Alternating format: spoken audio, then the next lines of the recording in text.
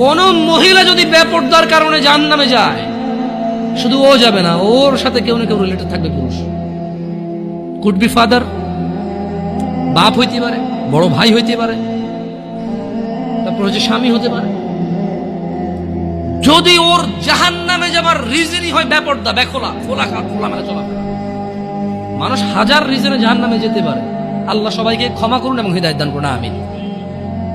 হাজারটা রিজন আছে জাহান্নামে যাওয়ার, কিন্তু যদি কোনো মহিলা, এমন মহিলা যার বড় ভাই আছে, যার বাপ আছে, যার স্বামী আছে, আর ওদের থাকা অবস্থায় তার এমন একটা অন্যায়ের কারণে তার জাহান্নাম হয়েছে, যে অন্যায়টা হচ্ছে তার কি খোলামেলা চলাফেরা, তার জেনাবা বিচারে চলাফেরা, তার বেপরদা অশ্লীল চলাফেরা, তাহলে ওই মহিলা একা জাহান্নামে যাবে না, সঙ্গে কাউকে নিয়ে যাবে। এবার যে লোকটা সংশ্লিষ্ট সময়ে দায়িত্ববান ছিল সে যাবে সঙ্গে। এটা খুব সিম্পল লজিক, কিন্তু কান টানলে কি আসে? কান টানলে কি আসে?